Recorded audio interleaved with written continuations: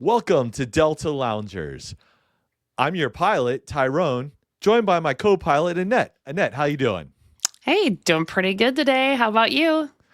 I'm ready to take off and hit another lounge. But, with everything in the news lately, Annette, with Delta rolling out all these brand new Sky Clubs, they're brand new Delta hmm One branded lounges, which is a luxury level above their normal Sky Clubs, right?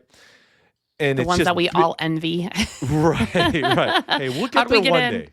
We'll get there one day. We'll get there Yep, one day. we will. With all the new Sky Clubs, they're going bigger, better, more amenities, more luxury.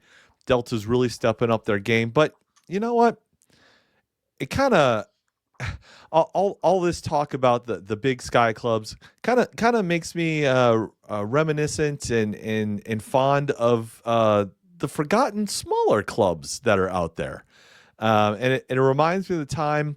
In fact, I think this might have been our first Sky Club experience. Is that right? It might have been.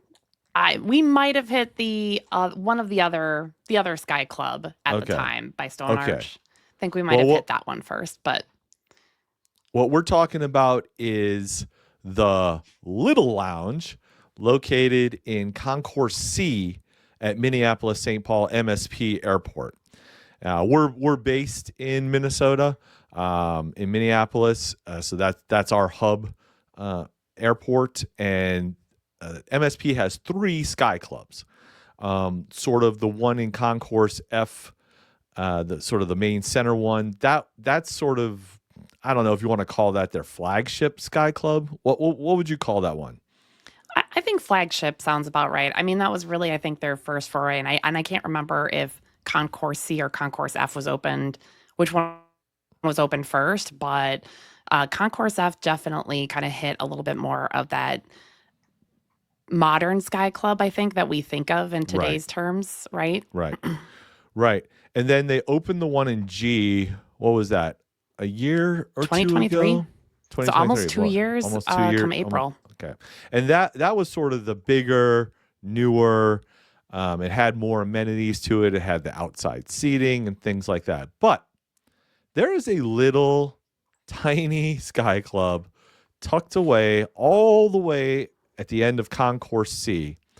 And there is something sweet and charming about this little lounge that I find hilarious. Now, it's a little bit different today. We recently took a trip and stopped in there again on our trip to Portland, Maine. We visited that, but many years ago when we were doing our trip to Alaska, what was that, about 5 years ago? Almost five. Yeah. Okay, I think we stumbled into this lounge because that we were flying out of that concourse, and actually, as I recall, we started it's sort of the main lounge. The one in G wasn't open yet, so it was the main one, and because you can, you know. When you're in for one lounge for your visit for your flight that day, you can go to all the other lounges, and that doesn't count against the number of visits you can take, right? Yeah, that's correct. Yep.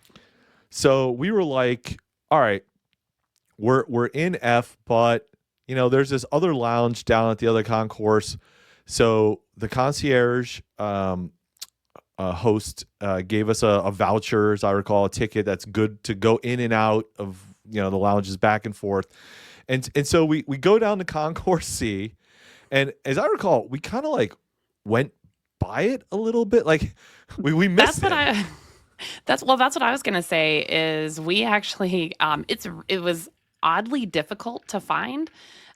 Great signage to walk towards that area. It clearly had it marked Sky Club with arrows, and we followed that as we follow regular instructions, and still happened to walk right by it. Had to Yeah, make it back a couple more times and back and yeah, forth to locate it. So, in terms of thinking of it as kind of like a secret hideout. It has a little bit of it kind did. of that speakeasy feel, to It just did. like locating it just in the first place. Yeah, yeah, yeah. So anyway, we're like, well, let's go check it out. I think we're gonna have to do cocktails without ice going forward. I think you're right.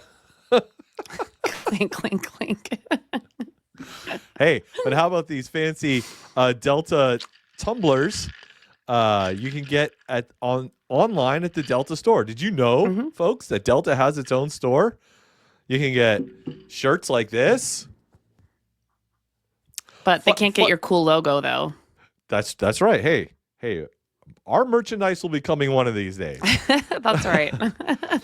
But the funny thing, just sidetrack before we get back to the lounge sky at Concourse C. Remember the first time I wore this shirt onto the plane?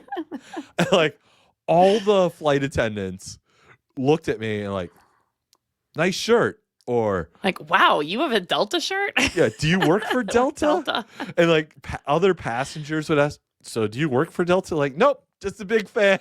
Yep. Like, people couldn't believe that anyone would actually buy a Delta Airlines shirt. I'm like, yep, I'm just that big of a nerd, I guess.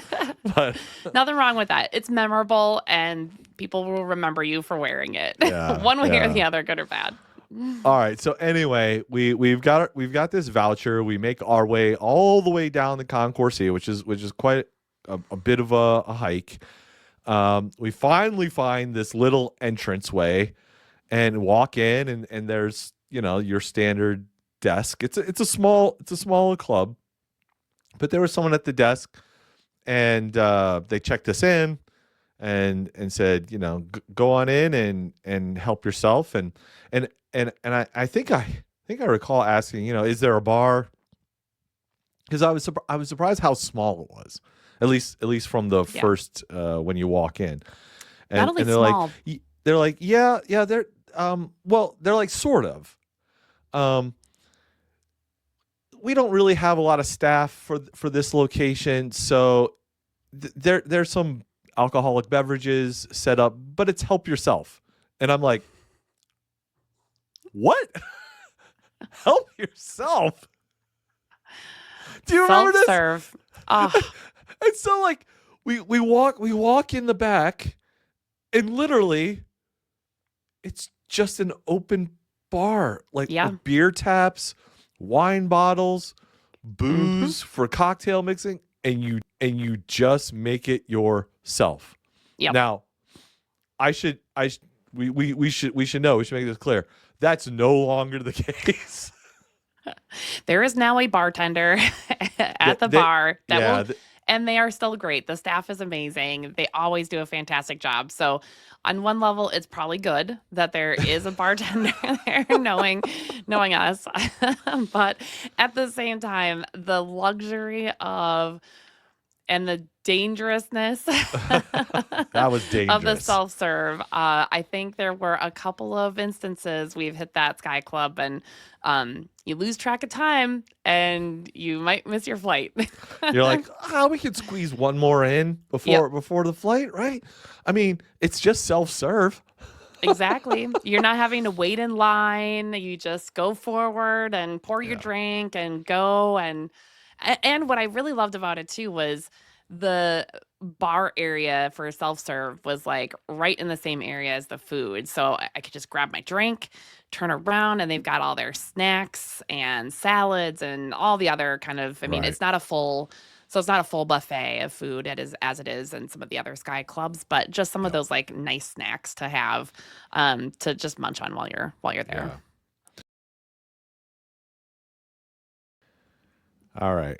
So Annette, I think we have a few photos of the little lounge, so to speak, and we were able to dig up some of those old photos before they did the remodel, so people know what we were talking about. So sorry, folks, no self-serve booze anymore, but there's a bartender. I mean, the drinks are still free. It's just it's not as kitschy as it once was.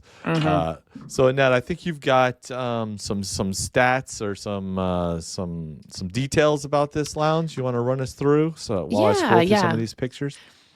Yeah, so in terms of amenities, this club is, and I think kind of already mentioned it, it's a little bit smaller. So you're not going to have kind of the full food buffet that some of the other Mm, sky clubs will have, but right. you'll have those snacks, those salads or bagels, or, however they're going to do it. It's that kind of smaller, snacky breakfast, lunch, or dinner.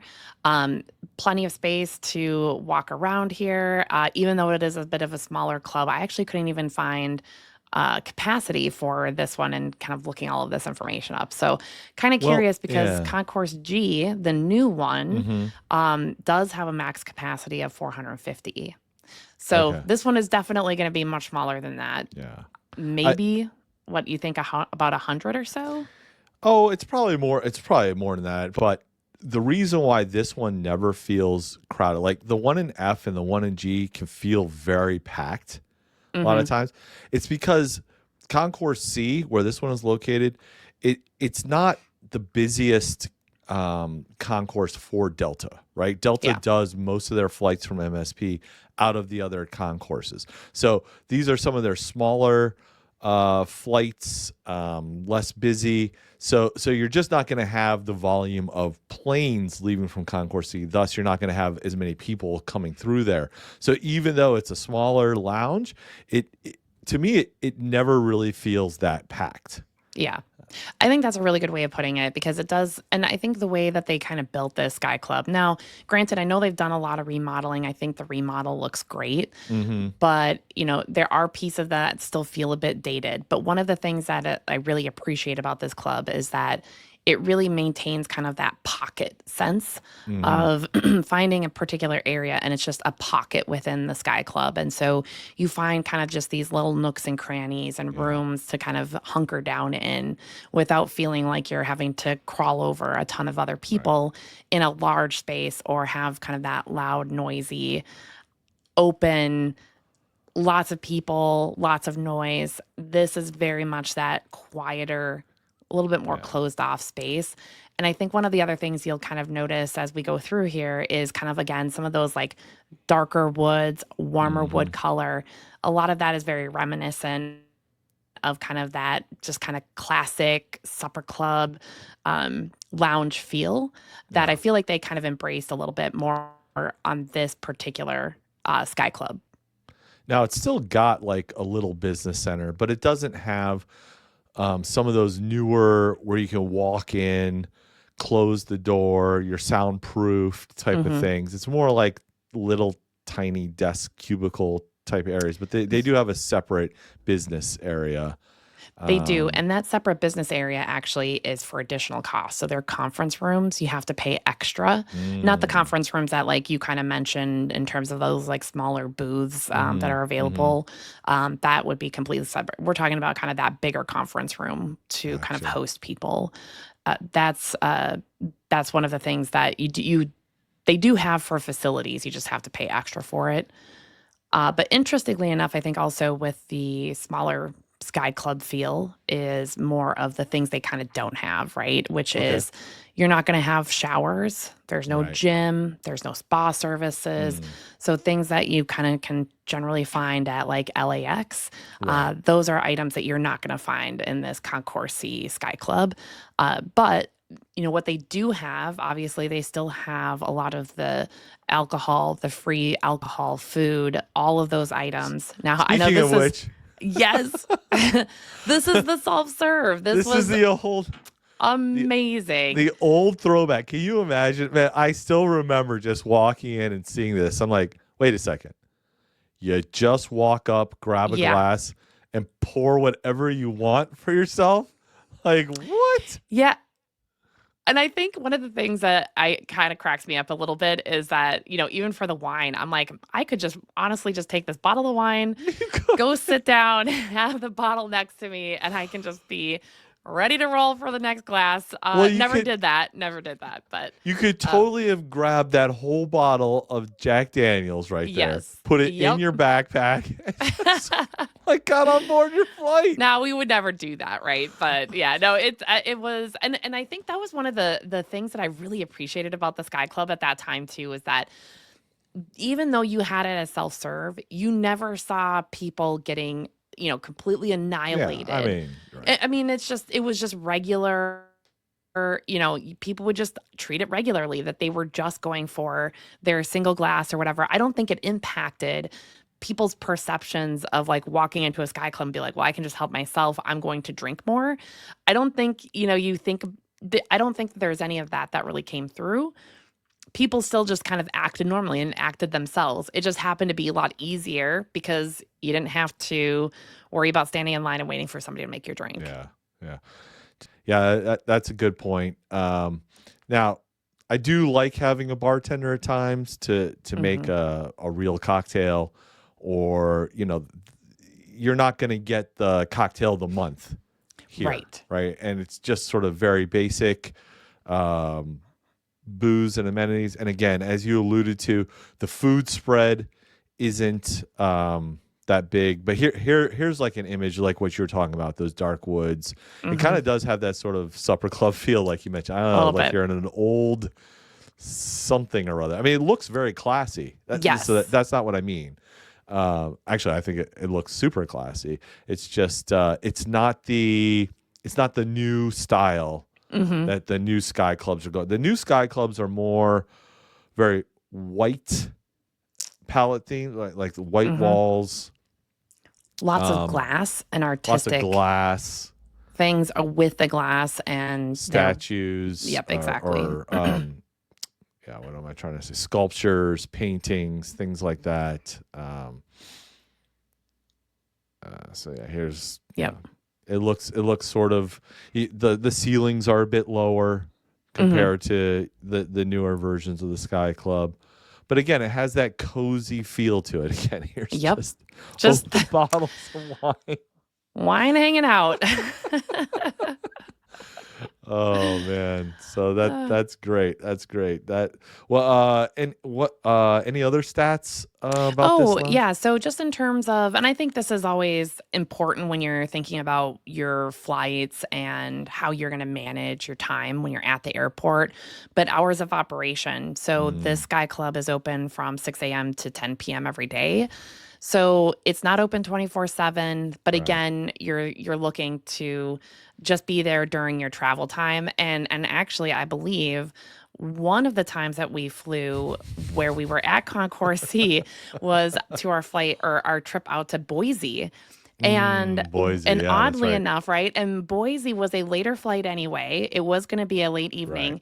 Right. We knew we had it planned perfectly where we were going to exit out of the Sky Club like right when they were closing and hit our flight and just be able to go, except our flight got delayed by I think like a couple hours. Right. And so we were stuck a little bit trying to figure out, okay, how do we manage this particular Sky Club closing and us having to wait and make our flight still? Well. No. Our flight was scheduled to leave, I think, at least an hour or maybe two before the Sky Club was scheduled to Oh, close. But yes. because it kept getting delayed, we tested the limits of that I think they closure time. Yep. I think they kicked us out about 10:30 because I think they did come Yeah. around to say we really do have to close and you have to get Yeah. out. Yeah. No, Yeah. I mean in the nicest way possible, Yeah. but And which is fair. yeah. It's Yeah. fair. But the nice thing was, so now they have the rules, and they are enforcing it a bit more, where you can't go in more than 3 hours ahead of your Yeah. flight, but you're not supposed to stay there, I think, more than 3 hours as well. I think you're supposed to, like you can't hang out there all day for 8 hours. Now, Right. it's not like they're really keeping so much track of you, although I suppose to check in, we should ask that the next time we check into one to see, do you guys really enforce the limitation rule? So when somebody checks in, does a timer go off and then you have to go look for them and kick them out? But because our flight kept getting delayed, it was this, and it was the small lounge. So again, they don't have a ton of staff at this one, a couple of people at the front desk, and that's about it. We just I think we ended up staying there like 6 hours or Yeah. something. It I ended up being mean, a we were long a time. little tipsy, to say the least, by the time we finally got on board our plane. Because I mean, it's free drinks, so. And not to mention tired, because it was a very late night flight. I don't think we got Yeah, to Boise until like 3 a.m. So it right. was a pretty significant amount of time investment to get out, which was really unexpected. Yeah. Well, folks, I know everybody is excited about the bigger and the newer and the better and the more amenities Sky Club's coming. Those are great. Trust me, we love them, and we will talk about those too. But don't forget about the little ones. And I don't know how many of these like little ones are still around. We'll call them the legacy lounges, I guess. Mhm. You know, and I wonder if at some point Delta decides to, I don't know, close those ones down and build new ones or expand somehow. But as long as they're still around, the next time you're traveling through an airport that has multiple lounge options, multiple Sky Clubs that you could go to, maybe consider checking out the one that's a little bit further down the concourse, the off the beaten path, and a little bit smaller. You actually might find it a bit more enjoyable, quieter, a bit cozier. You're still going to get good service, and the food, even though it's pared back a bit, what they do offer in there is still, good selection, good enough selection to get you through your dinner or snack or whatever you need. And they'll still have, the free chips and cookies that you can stuff in your backpack to take on the flight with you. So, Annette, anything else you want to say about the little lounge before we disembark?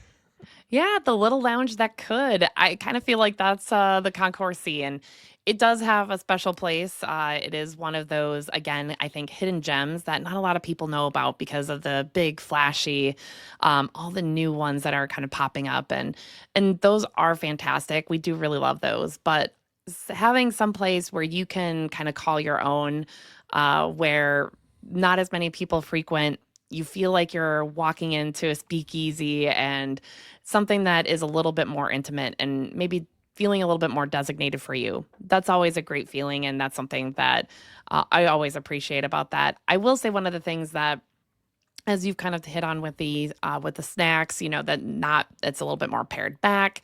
Same for the beverages. Right. I think one of the things with the self serve that I actually like now having the bartender with is that you do have a lot of those specialty cocktails, because when we did have the self serve, it was really tough because you really were limited to cranberry juice or a Mm, diet coke to mix your beverages if you were so inclined. But getting things like an old fashioned or mm, something with a specialty beverage, which would be like Red Bull or something like that, where you would have to right. pay a little bit, that was never really available. So I Hmm. think with the new addition and the remodel that they've completed with that, it does, I think, again, accomplish what they wanted to, which is to provide really good, high quality service, and have them do that for us instead of us doing it for ourselves. Yeah, and and with the remodel, it is like the smallest bar in the world. It Yes. like it can barely fit like one bartender behind there. Yeah, So it's still teeny tiny. So it's still it it's still is. cozy. It's still cozy. All right, folks. Well, thanks for joining us here at Delta Loungers. We really would appreciate it if you click the subscribe button. Help us out with that. And until next time, keep on lounging. Keep on lounging No, all. we'll figure out a tagline. We will. Uh, We will. all right. Bye. Bye.